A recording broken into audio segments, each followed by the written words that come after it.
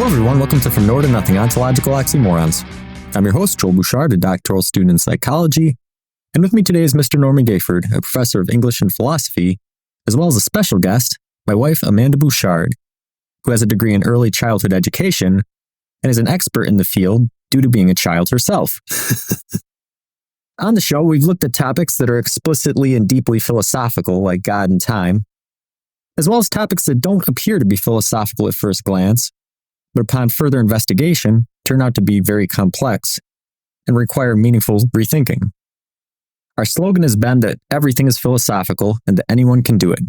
And today we'll exercise that belief again by looking at Disney princesses. All right, so this is episode 111, and 11 happens to be your favorite number.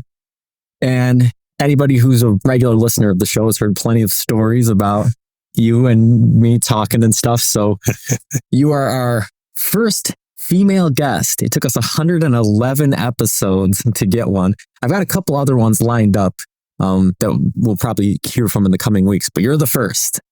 So we're glad. We're very glad.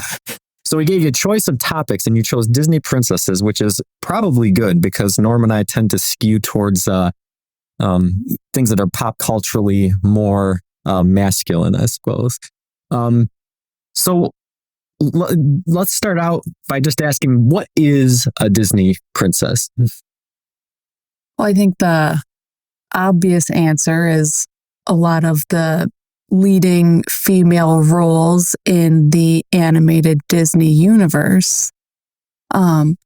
I picked this topic because I thought it was something I was well educated in. And after doing a little extra research, I found out that is not true. There's a lot more to these ladies than meets the eye. And I did actually write down the 4 unwritten rules of what makes a Disney princess. Yeah, tell us. Okay. So they must, the number 1 rule is that they must play a lead role in either a Disney or a Pixar film. They must be human or look like a human. They must be royal by birth, marry into royalty, or perform a heroic act. And they must have great appeal to audiences. Wow. Interesting. Yeah. Wow. Okay. So before, earlier today, when you were doing some research, you were dropping these tidbits of information on me. And full disclosure, I'm not interested in Disney princesses at all. But you kept saying some of these things, and I was like, man, that's really interesting. And so there's a lot here, and some of it is cool, and some of it is like all kind of dark, or almost sort of like capitalistic franchise. Yes, Well, exactly. Which this stuff that we've talked about, that is too. So, but what do you think about that? What do you think about those definitions? Those requirements? I mean, they make sense when you lay it out. Offhand, I can't think of any Disney princesses that only look like a human, with the exception of Tiana. But she was a human, and then she was a frog. And then she became. And then she was human again. Right. That's right. Yeah, there's strange requirements because the first one is very anthropogenic. Like, okay, you have to be a human, right? So like, none of these, you couldn't have like nobody from Avatar. Maid Marian, Maid Marian from Robin Hood couldn't be a Disney right, princess. She's a fox. The interesting one to me would be Jasmine from Aladdin. So, because it says you have to have a lead role, right? So she's not the primary character, but she is still a leading star in the film. I mean, if you think about the top characters from the movie Aladdin, who are the first that come to mind? Obviously, Aladdin, his love interest, Jasmine, and Jafar. Yeah, it brings up that. I mean, that's an interesting language issue there, the difference between leading and primary. Yeah. The thought of it. But my favorite Disney princess, only because... Don't say we're going to get there. Okay, all right. That's one of the questions. We'll go around. All right, because it addresses what Amanda brought up at the beginning. So, okay, this is good. But some of those other ones is where we get into the capitalistic stuff, right? Because it says must have a wide audience appeal. Mm-hmm. And there's a lot of criticism early on about Disney, all of their characters looking a certain way, right? So using just the looks of the character to get an appeal to audiences. Whereas now, and I think that it's been over a long length of time. If you think about Jasmine, right? Like Jasmine wasn't just a passive character, Right. After Jafar becomes the genie, she plays this big role in saving things. But it's been a long progression that's taken place, and it hasn't always gone in a smooth clip. But there's been a lot of different things that have happened with it. So Disney owns a lot of properties, right? So if we look at like Star Wars or Marvel, right? Is Shuri from Black Panther a Disney princess? Is Princess Leia a Disney princess from Star Wars? Did any of those 4 rules say that they wouldn't be? So according to some additional research, the reason that those other characters, so there's only 12 official princesses, and there's only it said something silly to the effect of only the Mickey Mouse house knows, technically what the official rules are that they become a Disney princess. But there are a list of 12. They are official. They're within the princess franchise that makes money. The reason that Princess Leia wouldn't technically be a Disney princess is because she's part of her own franchise. So Star Wars makes their own money. So technically she's not lumped in with the standards of Snow White and Belle and Cinderella. Yeah, and that makes sense because Star Wars, it didn't start as a Disney property. Nor did Marvel. Yeah, so they started as their own thing, and then they were assumed by Disney. Can you identify their 12 princess disciples? Yes. Yeah, and they are in chronological order by appearance. There's Snow White, Cinderella, and Aurora. Those are considered the original 3. Okay. Then there's Ariel, Belle, Jasmine, Pocahontas, and Mulan. They're considered the Renaissance princesses because that was sort of Disney's new beginning. You can tell just that short list there is very different from those first 3, which were... Yeah, do you know how much time passed between like Aurora and... 30 years. 30 years. 30 years. It's weird because you and I are of an age where we grew up with them when they were new. So it just seemed like they had always been around. And apparently it's because... So Snow White and Cinderella had such success, but Sleeping Beauty didn't. Huh. And so there's a big gap between Aurora being the 3rd princess and then Ariel being the new age, the new Renaissance of Disney. And then after that, you have Tiana, Rapunzel, Merida, and Moana is the most recently inducted Disney princess. All right. Yeah, one of the things you were asking me about something else, and an interesting thing that came up was that the girls from Frozen are not Disney princesses. They are technically not Disney princesses, and that goes again back to the capitalistic. They have their own franchise. Those movies were so successful that those 2 alone make so much money that they don't need to be part of the Disney princess franchise. That's wild. That's absolutely wild because I would have said, I know a certain granddaughter who would be outraged. Yeah. Because Anna and Elsa are not Fiona from Shrek because they have their own franchise? Not Disney. Ah, okay. All right. Yeah, and see, they're DreamWorks. Okay. DreamWorks. So you can find Shrek at a Universal Studio. Okay. Yeah. Thank you for the qualification. So yeah, that's an interesting thought. Is that's really because I mean, think about so your qualifications. Like you have to be royalty, you have to be human, you have to have wide audience appeal. It's weird to think that you could be so good at those things that it actually disqualifies you from being a princess. So and then there's actually there's also a category of lost princesses. So these were characters that were at one point included in the Disney princess franchise and were removed. So the first one is Tinkerbell. So I don't feel, I guess she would be the one that's human-like because technically she's not a human. She's a fairy. Right. Yeah. But I don't think she's not royalty, but she does perform heroic acts. So maybe that was And her, she has a whole spin-off series too. which is why she's no longer a Disney princess. She makes too much money on her own. And then you have the reverse of that, which is Esmeralda from The Hunchback of Notre Dame, and they removed her because of that movie's lack of appeal. The movie didn't do very well. They pulled her out. Huh. That's crazy. Well, this is really enlightening. It's going to lead to some interesting thoughts. All things I didn't know before. Well, I certainly did. This episode. Yeah. Gee, it's easier to get into the Avengers than it is to be.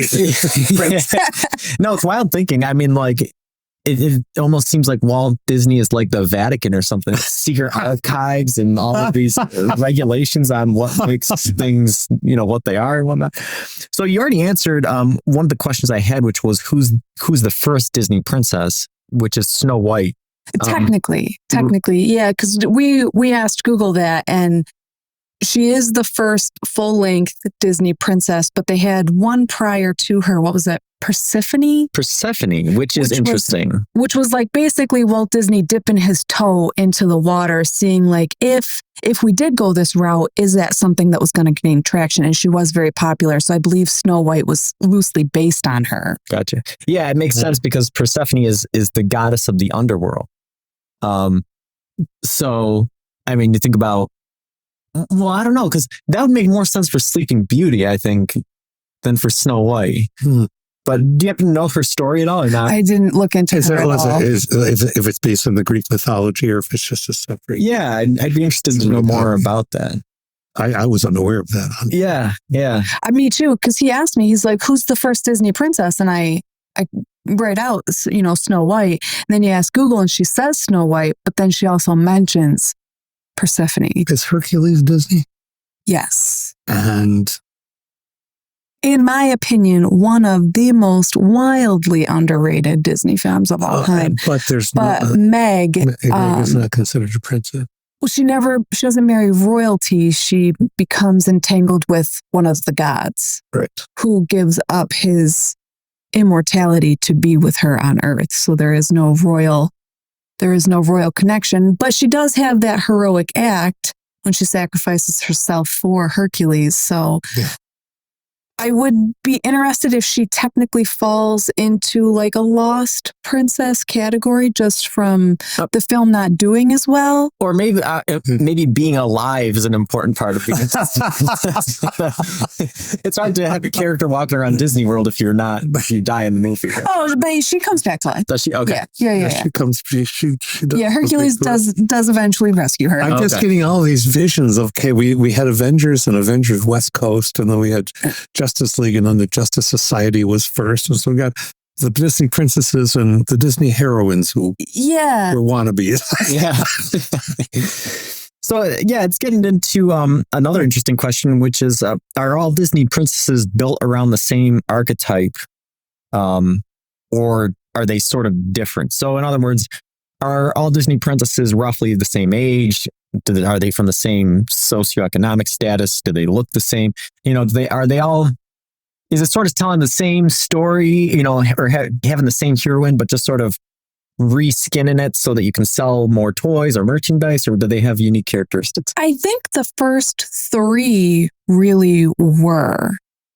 They are all very similar. They're all deemed kind of shy, and they're not the heroic adventurers that you see coming out of that Renaissance Disney era, which is part of that new beginning where Walt Disney really started to make those princesses more self-aware. They were action takers. They were strong-willed.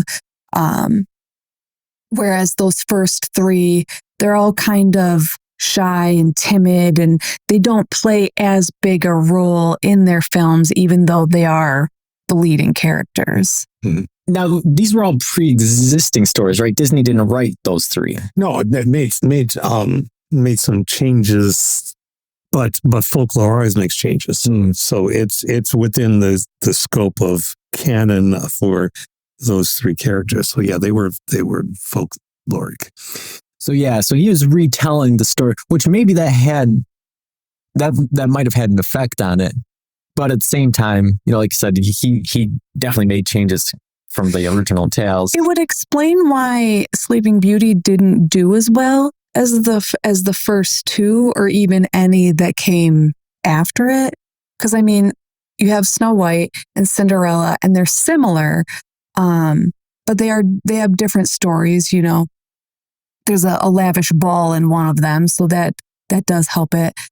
But then Snow White was a different story, but it really did seem, or excuse me, Sleeping Beauty, it's a little bit more of the same. Mm-hmm. Their age ranges are, as an adult now, realizing, how not grown you are when you think you're grown. Finding out that these ladies range in age from 14 to 19 really it's just eye-opening when you hear Ariel spout off to King Triton like, I'm not a child anymore. You are 16. The heck, you are not a child anymore. Yeah, and I mean, that's sort of disturbing from the angle that, almost every one of these stories has a romance element to it, right? And so now it feels, to me, when you told me that, I felt like voyeuristic almost, right? But the Little Mermaid is also a folkloric character. Right, yeah. It's not a liberation from that tradition.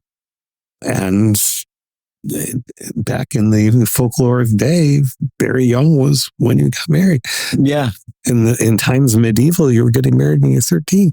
Yeah, and I think there's an interesting, again, going back to language, like you hear, I think that the word princess is associated with a young woman.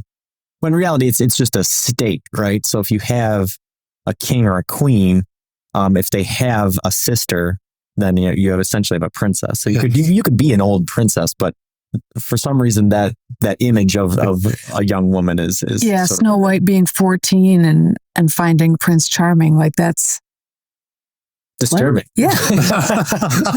What are you doing? So their ages are all relatively similar. What other characteristics stick out to you across the princesses being very similar or very different? So, all right. So I'm going to hop in on this one. The first three are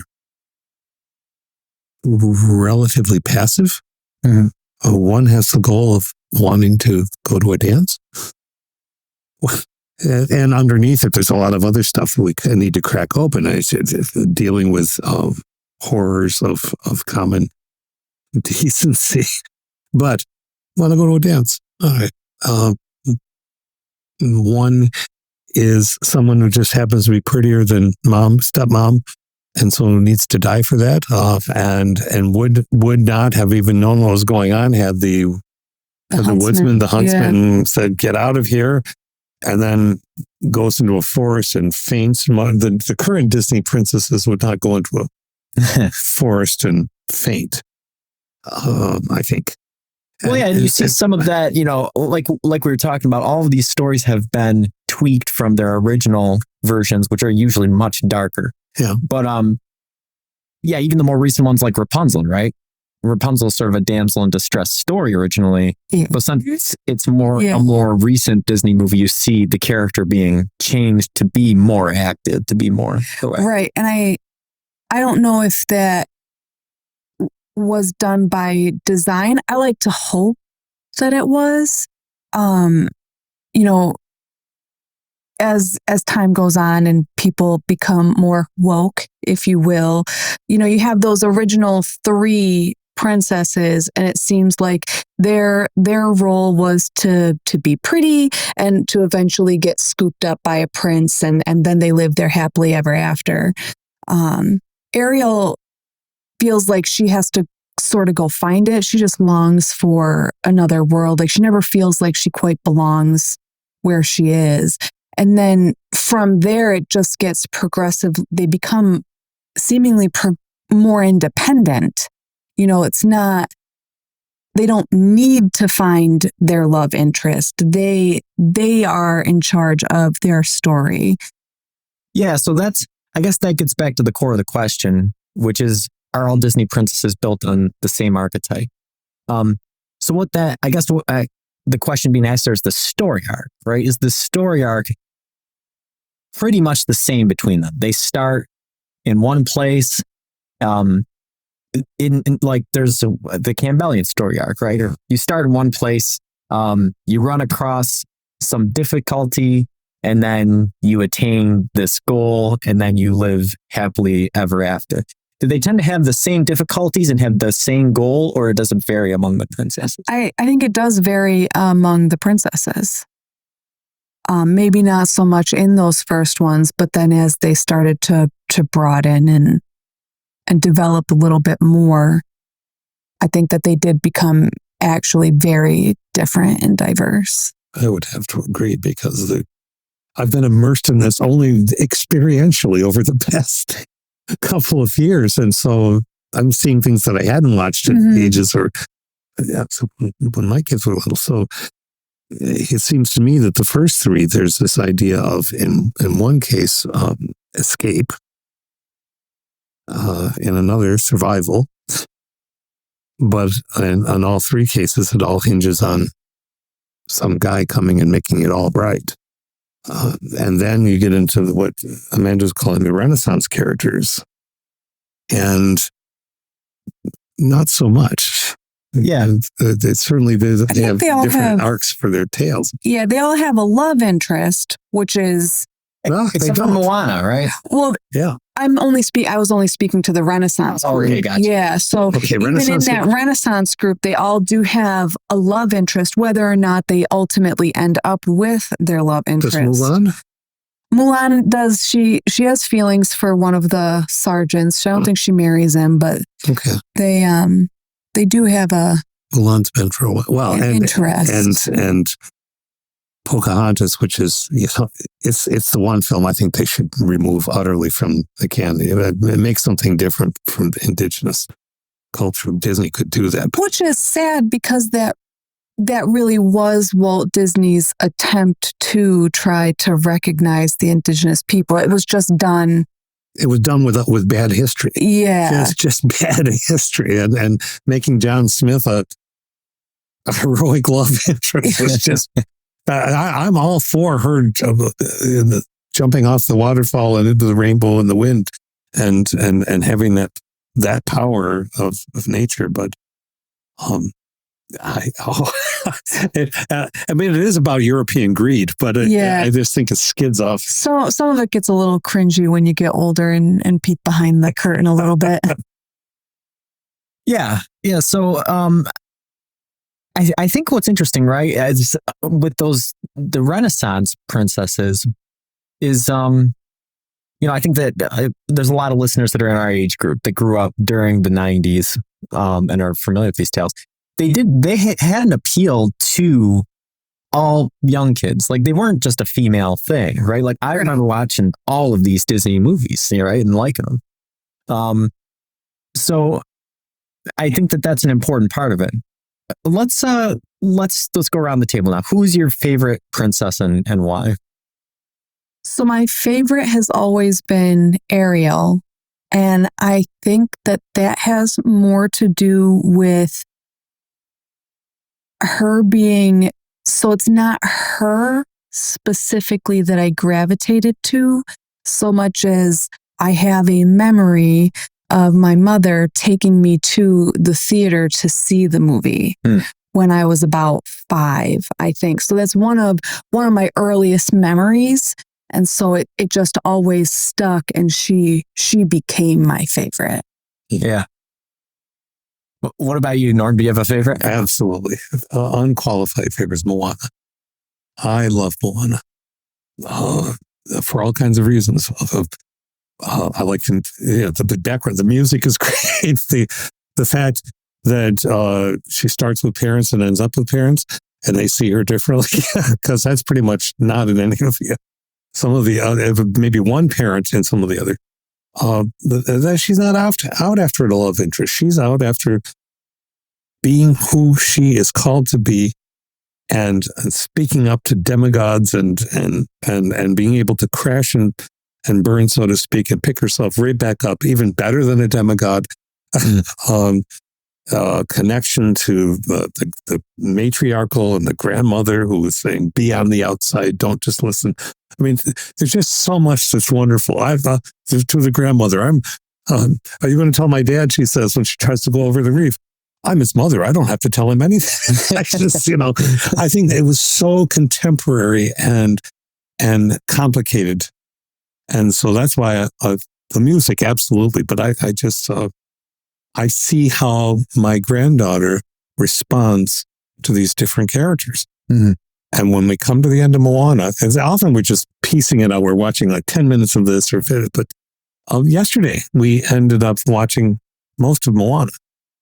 And we got to the end of it, and she hopped off the couch and she started running and she started dancing and she was humming part of the music, and it just charged her up. So Sleeping Beauty doesn't charge her up. Yeah, exactly, right? Yeah, and I think... How about you? It's hard for me to pick a favorite, but the two that I grew up with that I always loved were Aladdin and Beauty and the Beast. And I think in retrospect, it's for opposite reasons, right? I think that watching Beauty and the Beast, it was easy to like Belle because Belle is the only rational person in the movie. Right?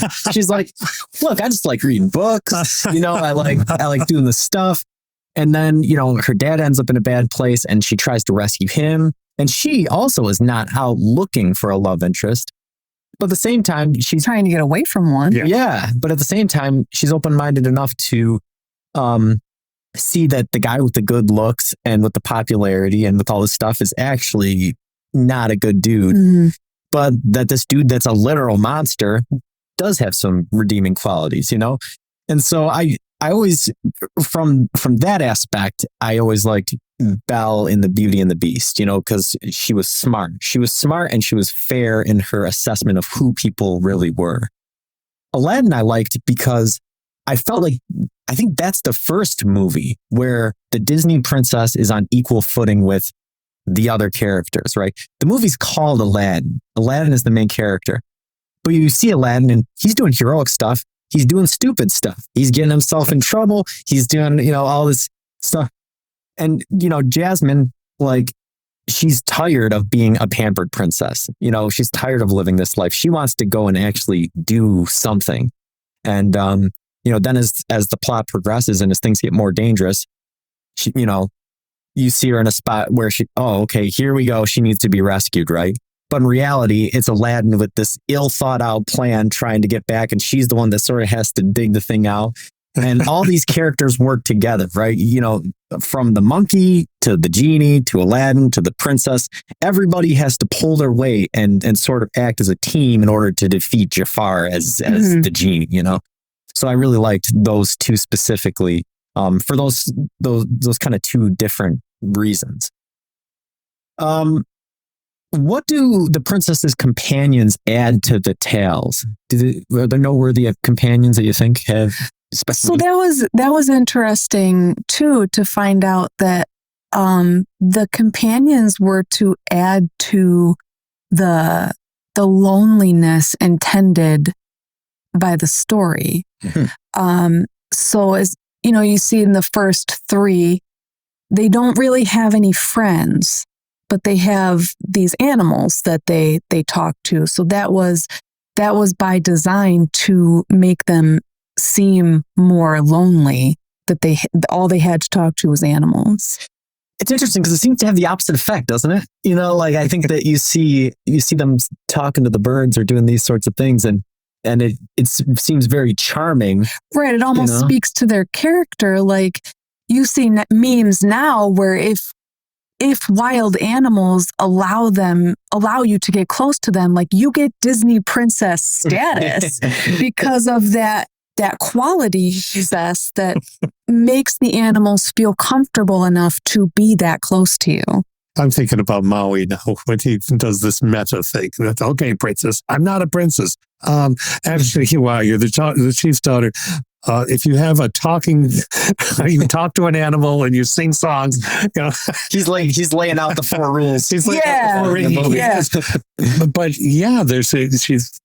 the first 3 when they break through and the birds are helping address them, and the mice are right. And then you have the later companions. So you have Sebastian and Mushu, who serve as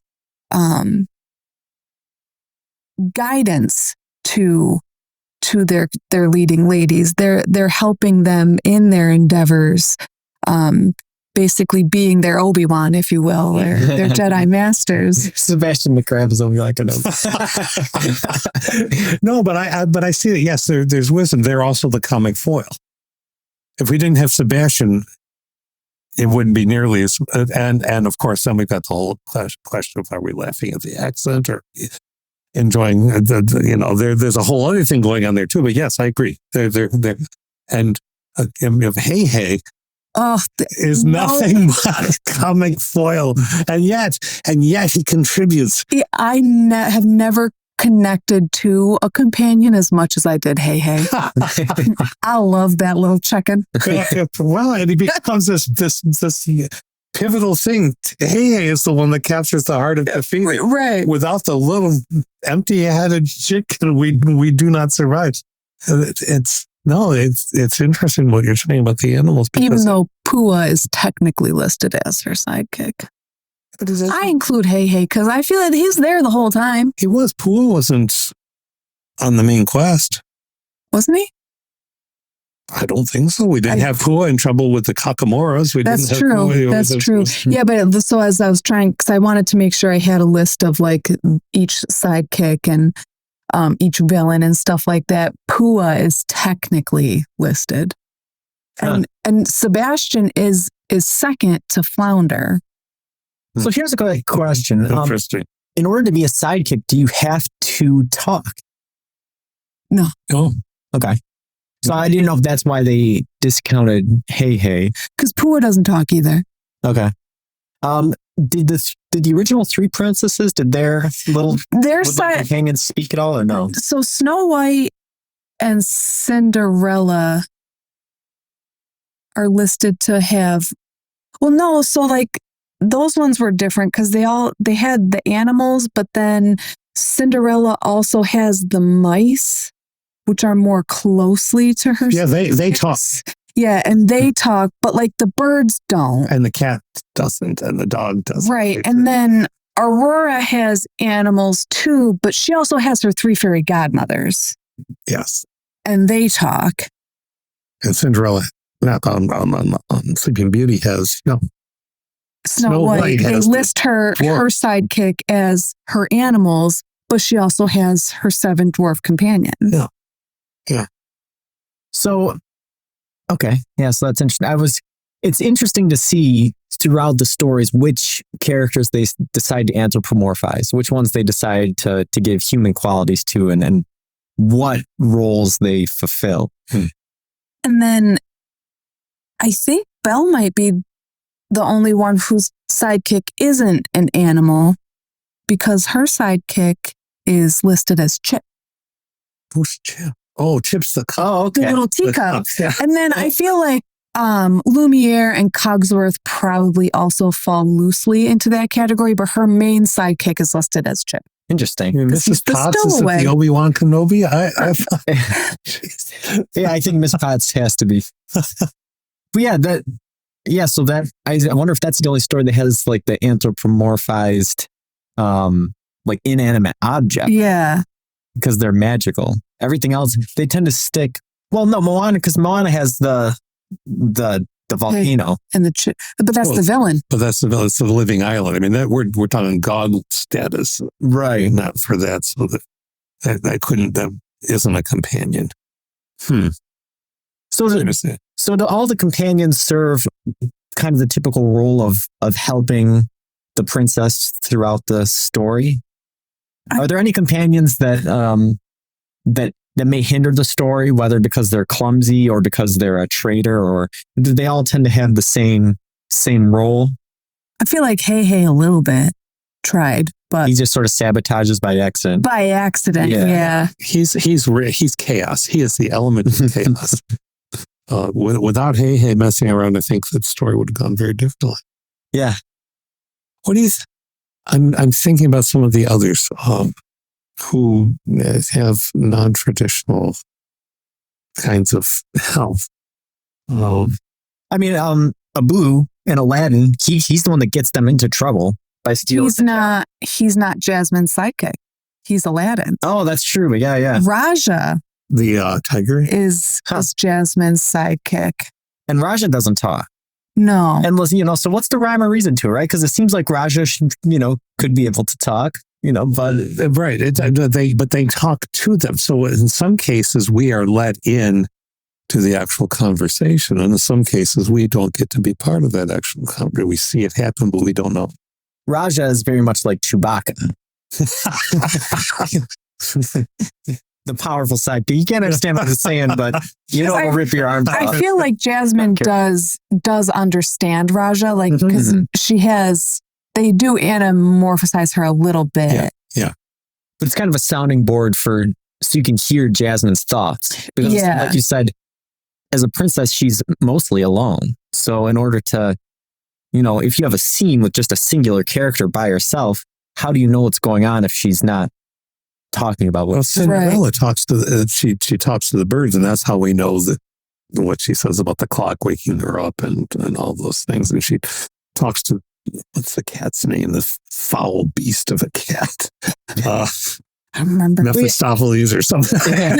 But yeah, I think that might be the more important role of the companions. Is, to me, it doesn't seem to demonstrate the loneliness of the character as much as it reveals to you the character's thoughts, and it progresses the story through giving you the look of the introspections of the character that you wouldn't be privy to without. It does that. I'm with Amanda on the loneliness. I'm thinking back to that, the close to the opening scenes when Cinderella's talking to those birds. It is eminently lonely up in that tower, and those birds are coming to help, but is that all in her head? Yeah. And talking to mice. I mean, that's a lonely thing. Yeah. Talking to an animal who's been messing up your floor after you've mopped the whole thing, knowing you're going to get in trouble. The psychology of this goes on in these things, but you haven't asked that question. So are the princesses villains very similar, or do they vary in scope and regard? I feel like the villains start to progress they follow suit with the princesses and their progression. Like we were talking about earlier today, the first three villains are all stepmothers. So these are women that are supposed to be playing integral roles in their daughters' or stepdaughters' lives, and they are all out to kill them. Well, yeah, But with Sleeping Beauty, what's Maleficent? Maleficent. Wasn't she the stepmother? Stepmother. Oh, She's a fairy. see, turns out Sleeping Beauty was not one I think I've ever seen. I ended up watching it with one of my friend's kids not very long ago, and I'm watching bits of it. I don't think I've ever actually seen this one. Well, and I can see why you go to the stepmother, because the mother and father are essentially useless in the story as well as in the movie. Because they're essentially non-existent, because there's nothing that they can do because of the maybe curse. they're very human because there's nothing they can do. How much? You're right. Yeah. Do all the Disney princesses stories sort of revolve around parental ineptitude? Like, because you think about like Beauty and the Beast. Her dad is just sort of an absent-minded, kind of a mad scientist that gets himself into trouble. Jasmine's dad is just sort of this kooky old guy that only cares about getting his daughter married. Yeah. King Triton is this overly restrictive. Are all the parents sort of, do they always make it more difficult for the princesses? It would appear, but Is that not common among children coming of age, trying to find their own way in the world? Well, It certainly at least feels that way, doesn't it? Yeah. but Tiana, her father leaves her with the legacy of cooking. Yeah. And Because he passes away. wanting Yeah. the place. And her mother is still Her mother is still there. supportive. Yes, I think that her mother is actually one of the opposites, where the rest of the parents want them to grow up a certain way and be responsible. She's almost too responsible. Yeah, I really liked Interesting. The Princess and the Frog. I think that was a really underrated film. But yeah, if you think about it, it has this weird thing going on where all of the other characters her age in the story are attempting to be princesses, essentially. And she's just trying to be a practical person and work her way through. But she ends up through that way, ends up becoming the princess. Right. It's kind of an interesting story. And the prince is no catch. Yeah. He's just Yeah. bumbling. Yeah. So, who else has interesting villains in the story? So the first ones are familial, or it's mostly those first ones are motivated by jealousy, kind of, right? But then we have historical villains. Isn't Genghis Khan? Yeah. Mulan? Is that So that Mulan's villain is listed as Shan Yu, but I don't know if that's just loosely based on. Right. No, you're right. But still, a major historical. It is, yeah. For a full historical force, and for Pocahontas, it's all of England, basically. Yeah, Right. That's an interesting one. Yeah, does she have a listed villain? Which one? Pocahontas. The governor, is it? Governor Ratcliffe. Okay. Yeah. But yeah, I mean, he essentially stands for colonization. Yeah, Right. and that's why the story bothers me so much, because so does John Smith. But Right. Yeah. But he just happened to find Pocahontas attractive. Who's the villain in The Princess and the Frog? Dr. Facilier. The witch doctor. Yeah. Yes. Yeah. The Hat Man. Because Yeah, he's he's an interesting after guy. Shadow Man. Prince Naveen's fortune. So he's trying to find his way to inherit Prince Naveen's riches with deceit. So he's not necessarily Tiana's villain, but she just happens to be in his way. Yeah.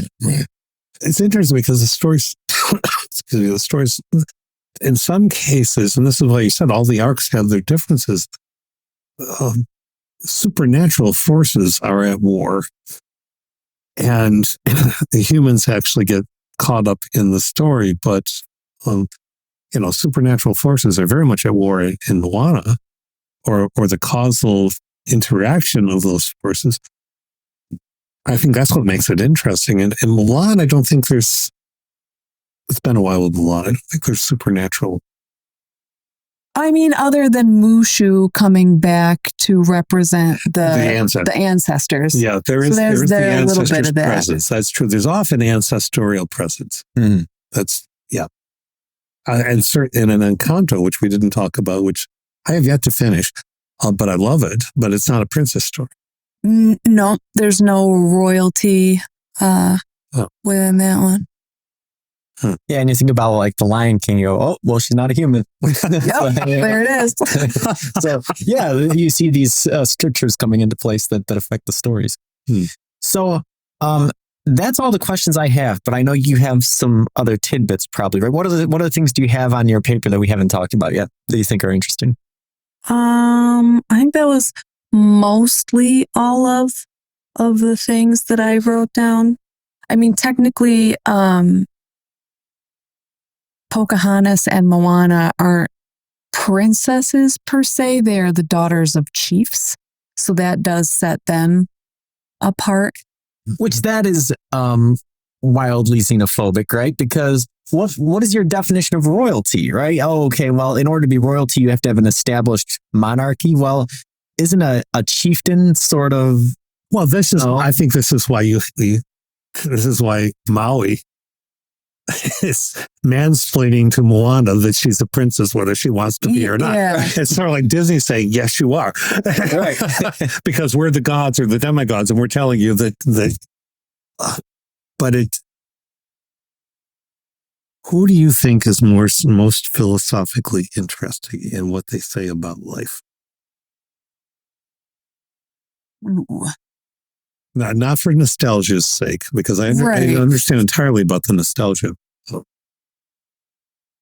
I think after like digging a little bit deeper, the most interesting ones to me are Tiana and Moana. And I think it's because they so badly want to be in control of their own story. They don't set out looking for the love interest. Moana doesn't have one at all in her story. She's just trying to do right for her people, for her island. She feels trapped that, they don't go anywhere. And Tiana, just her hardworking, her ethic, yes, she does find a love interest, but she wasn't out looking for him. And whether he'd been there or not, I feel like she still would have done really well in her own story. She would have had a marvelous restaurant. Yeah, I think a lot of the progression you see with the princesses over the years is that, it started out from a place of victimization, but then as the stories progress, the characters get more proactive about in their own stories, like what you were just mentioning, in Moana, she's really motivated by a sense of responsibility to others, which makes her a leader. She's not at all fazed by demigods or forces of nature, that sort of thing. And that's a really interesting. And at the same time, she acknowledges that she wants to be on an adventure too. And that's, so those things are braided. The cultural commentary in these things is vast. I really have difficulty with Beauty and the Beast because what's the essential choice? Here's a young woman who wants to read, wants to be independent, wants to be left alone. We have this narcissistic lout coming after her. Or what's the alternative? Essentially, a really abusive character, the Beast. But if she can just be patient enough and work with it, then maybe he won't be. So if you put it in normal terms, let's see, we got a guy who thinks nothing about himself and wants her as an object, or a guy who just wants to yell at her. and she's trying to find her way in all of that, and because of the strength of her character, but it falls on her to fix men. Yeah. I really, I think that's why it's powerful for me. It's not because of, the romance or anything. No. Yeah, there's these abusive characters, and it's almost like Stockholm syndrome, if you could look at it one way. Yeah, that always, it bugs me that it is so very much accurate, because I think that the relationship that she develops with Beast has more to do with her uncovering, the softer side that being a prince sort of, he became entitled, and we're all products of our upbringing and our design, right? So I'm not saying he's without fault, because he is, we are our own people. You can make your own decisions. But I think because of his upbringing, that's why he refused the fairy who ultimately, cursed the house.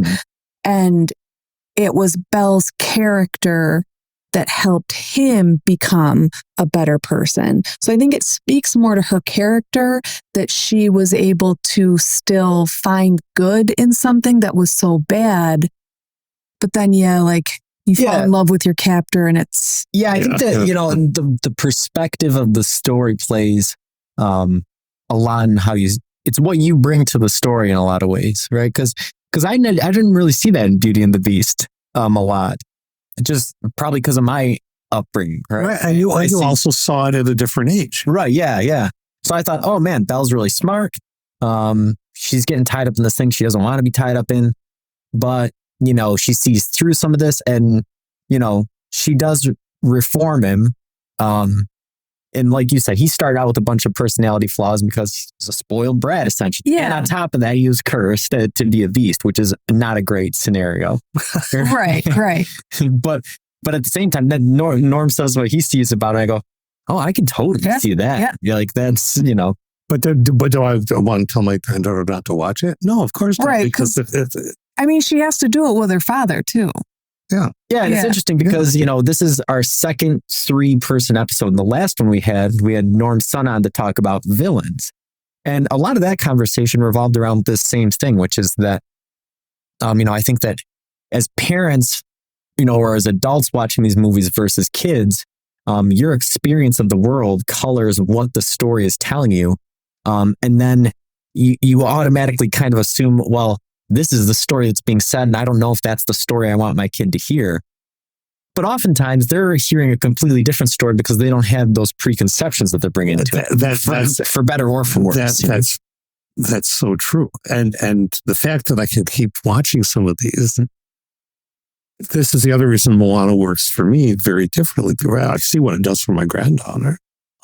But I also have moved from being the parent of kids. They're adults now. They're on what am I? I'm just dad in that sense, but they're their own people and they're out there doing their things. And it's great. So now I gravitate toward the grandmother in Moana, saying, oh, well, if you're going to do what your dad says, just go ahead. But my job is to be the crazy lady. Because, yes. As I think, and you're the only one who can speak to this, right? But as a parent, here's your child. This is what you care about the most. You don't want anything bad to happen. But then as a grandparent, you've seen your child grow up, and despite all the adversity that it's faced, it's turned out just fine. And you know that the challenges that it faces and the adventures it goes on and these sorts of things are integral to becoming a good adult. So you say, go ahead, go ahead. But you say, but the essential cog in that one is the linchpin in that one is that the grandmother saw her son limit himself because of the tragedy of losing his friend when they went over the reef. And so he's constantly, mother, we don't go out, we don't go up past him.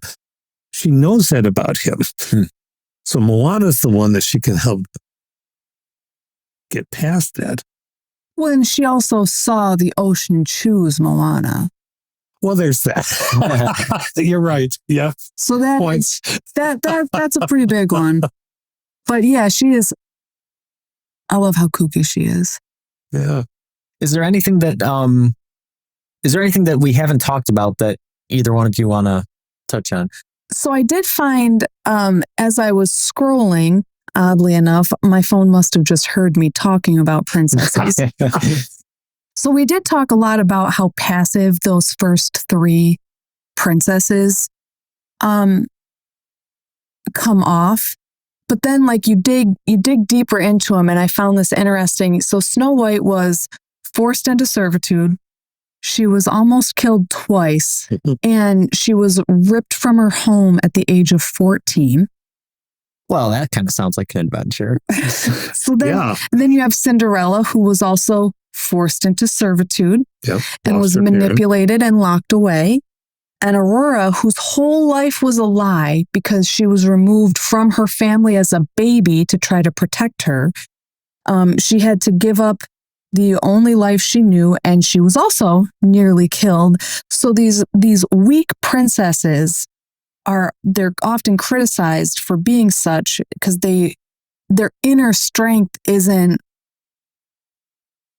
I think it's interesting because, oh my gosh, good for you. You just, because I think what's important here is to note that passivity is different from weakness. And this is something that is uniquely American in culture, right? Like Norma, I talked about it on a different episode. For instance, in Japanese culture, you hear in American culture all the time, like you shouldn't bottle up your feelings because it's going to lead to bad results, right? Well, in the Japanese culture, it's actually a mark of pride to internally process your negative feelings and to not let them out for everybody to see. And they've studied the health outcomes of both of them. And what they found is that in American culture, it's actually better for the people to let their feelings out. But in the Japanese culture, it's actually more healthy for them to process their feelings internally. It's not that there's a right or wrong way, but it's these cultural things you've grown up with and the way that your mind has developed and grown and how you're surrounded by your society that's led to these different processes. Amanda just gave me a gift, which is humility. Because I should know better to have made that. But it's so common. It just speaks to the fact that strength isn't always defined by Strength is an endurance. Yeah, and so especially with Cinderella, because that really, Lady Tremaine is her stepmother. Her mother dies at a young age. Her father remarries, brings along her two horrible daughters. She's locked away and she's forced to do all of the chores, and yet she still is kind and sweet and longs for something better. That's why she wants to go to the ball. It's not just because she wants to wear a fancy dress and maybe meet a prince. She just wants anything more than this horrible life, that this hand that she's been dealt. Yeah, it's a lot like Belle, right? It depends on how you look at that story, right? Because lots of people would look at that story and say, well, why isn't she fighting back against her stepmother or standing up to her stepsisters or doing these sorts of things? And that's one way to look at it. But, another way to look at it is very much like you're saying, which is, some of us in life are just dealt certain things, and, you can fight against them, or you can put up with all this stuff, or you can accept what you can't change and have a good outlook on things and hope for better things and work towards getting to. This is why I wanted her to be on just to. I have been taken apart, and that's good. We talk about this all the time. That's just part of philosophy, right? Like every week I'm putting my foot in my mouth somewhere, and then halfway through the episode realizing, oh wait, that wasn't right. Or after the episode realizing, oh man, that was. So philosophy is just the process of talking this stuff out and then, growing from it, learning things and growing from it. Like I said at the beginning of the episode, I'm not well versed in Disney princesses, right? But after this whole conversation, now you see them all in a completely different light. Right. So it's been a lot of fun. I feel bad. Merida didn't really get her due, but I've only ever seen that one once. And I've seen bits and pieces of it, and you're right, we didn't give her a due. She was kind of fun in terms of she was another similar to Jasmine, where her father is trying to get her, she needs to get married because she's next in line to their throne. But she wants absolutely nothing to do with just being somebody's wife. She's she finds out what it is to actually find the power. You go out, find the power, and do to your parent what you want to do to your parent, which is really dark. Yeah, I know. Yeah, that's right. Didn't she turns her mom into the bear? Right? Yes. Yeah. It almost sounds like the plot of House of Dragons. So that's the thing is, these things they're cartoons and they're meant for children lots of times, but there's much deeper stories in here that are for boys and girls and men and women and for society at large. But she's also, I think, the only one that really is shown unkept. She's got this wild, unruly hair. She does not fit into that archetype of being a princess. And her father encourages it. Yes. Which is cool. She shoots a bow and arrow? Yes. I think, yeah. So she's wielding weapons. And I think Mulan was really important to the development of these later princesses, because Mulan came out right when, it was one of her key points here was that she showed that you don't have to fight like a man to be powerful. Yeah, because right. She addressed the issue right on by pretending to be a man and showing that you can do it. Right. So then you have Tiana, who's her own person. She doesn't set out for the love interest. Rapunzel's technically not saved by a prince. Right. but just Flynn. And I feel like she does a bit of her own saving throughout her film too. There's another endurance story. She has used art to save herself. She has made art all the way around that tower in that version of the story, in the hope of getting out and seeing the world. But she's doing whatever she can to educate herself. Right, but even when she's almost getting saved, and she throws a frying pan at Flynn, like she's I don't know what you think you're going to do, but I'm going to make sure you don't. Yeah, right. Yeah, exactly. Yeah. Yeah. That one's definitely, that could be a metaphor for life for anybody, right? Being trapped in a tower and using art to save yourself. Yeah, no, this has been a fantastic discussion. So do you want to sign us out? You want to say your catchphrase? And until next time, keep pondering. You got it.